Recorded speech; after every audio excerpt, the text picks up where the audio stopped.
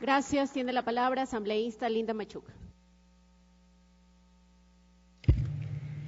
Gracias, compañera presidenta, compañeros asambleístas. En la etapa más dura de la crisis económica, de la crisis de las hipotecas allá en España, se vio un cartel en el cual compatriotas nuestros ecuatorianos decían con claridad: nosotros estamos aquí porque ustedes antes estuvieron allá. Y eso puede explicar lo que hoy en día ocurre con la crisis migratoria en Europa. Precisamente son pueblos enteros que fueron antes invadidos, usurpados por otras fuerzas que llegaron a sus territorios, los que ahora tienen que salir y buscar cobijo en otros espacios.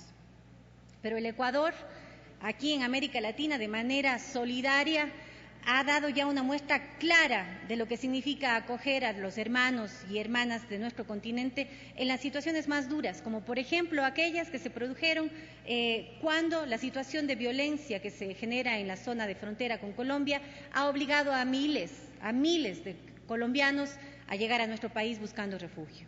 Hoy en día son más de 60.000 personas con estatus de refugio que han llegado a nuestro país, que se encuentran en nuestro país y a las cuales el Ecuador les ha acogido con los brazos abiertos. Los refugiados colombianos en el Ecuador no están en campos de concentración, sino son ciudadanos y ciudadanas con derechos que circulan por el territorio nacional con respeto. No solamente ese es uno de los casos de mayor solidaridad que ha expresado nuestro país. También cuando se produjo el terrible terremoto en Haití, miles y miles de ciudadanos de esa localidad vinieron hacia nuestro país y nosotros adecuamos nuestros procedimientos, nuestra legislación para acogerles, para recibirles en un gesto de solidaridad y de apertura a aquellos que con situaciones humanitarias tan delicadas necesitaron de nuestro apoyo. Esas son en la práctica las respuestas que ha dado el Ecuador frente a temas de fundamental importancia como lo que está ocurriendo en este momento en Europa. Y la Asamblea Nacional en este momento no puede dejar de pronunciarse porque este es nuestro recurso político legítimo para expresar nuestra voz, para discutir estos temas, cuando también sabemos que tenemos la responsabilidad como Estado de generar unas políticas, pero también de generar en los ciudadanos un mayor concepto y entendimiento de lo que significa realmente el principio de la ciudadanía universal contenido en nuestra Constitución. Y quiero citar entonces lo que está ocurriendo en este momento en Europa. Pues efectivamente en el 2015 más de 300.000 personas han arriesgado sus vidas para cruzar el Mediterráneo y, como sabemos ya, llegar a Europa. Más de 2.600 no han sobrevivido al peligroso trayecto. Casi 200.000 han llegado a Grecia y 110.000 más a Italia. La gran mayoría de quienes llegan a Grecia proceden de zonas en conflicto como Siria, Irak o Afganistán, pero también un grupo de personas llegan de África subsahariana, todas y todos arriesgando su vida al realizar el trayecto. Esta es la peor crisis migratoria y de refugiados desde la Segunda Guerra Mundial y es el primer éxodo masivo de migrantes en lo que va del siglo XXI. En el 2014, solo 162.000 personas obtuvieron asilo en Europa, mientras 359.000 habían presentado solicitud de refugio. Al carecer de otra alternativa, miles de padres y madres están arriesgando sus vidas y las de sus hijos en peligrosos viajes en embarcaciones de traficantes.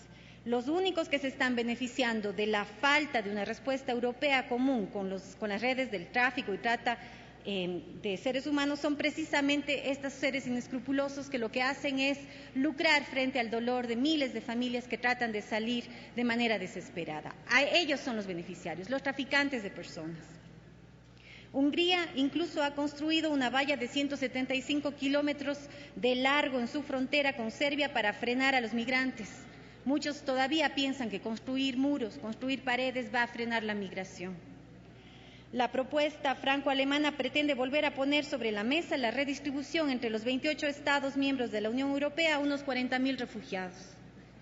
Muchas personas en Alemania y en otros países europeos han liderado desde la sociedad civil campañas de acogida y asistencia a refugiados y migrantes, inspirando y presionando a sus gobiernos para tomar medidas urgentes frente a la crisis migratoria. Esto sin duda es un ejemplo a seguir, porque hemos visto que no solamente han sido los estados quienes se han pronunciado, sino también hay ciudadanos y ciudadanas que, entendiendo este principio de solidaridad, pues están dispuestos a acoger en sus casas a los ciudadanos que huyen de estas situaciones de violencia. En Islandia, por ejemplo, una profesora universitaria creó un grupo de red social con una carta abierta en la que pedía a la ministra de Asuntos Sociales y Vivienda acoger a más refugiados. Y decía en su carta que de las personas de las que estamos hablando son probablemente sus futuras parejas, sus mejores amigos, la siguiente alma gemela, la baterista o el baterista para la banda de nuestros hijos, el próximo colega, el carpintero que finalmente terminará el baño, el cocinero de la cafetería, el bombero o el presentador de televisión. Porque eso es la migración, porque esas son las contribuciones no solo económicas, sino también sociales y culturales que hace la migración en los pueblos.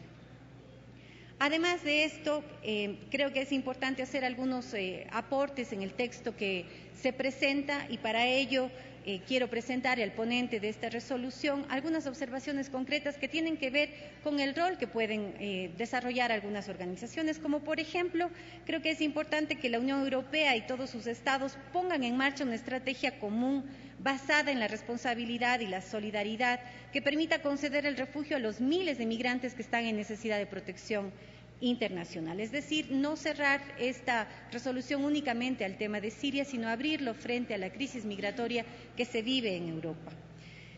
Que la comunidad internacional, incluidos los países de UNASUR, se solidaricen y participen activamente en el apoyo a las personas en situación de refugio.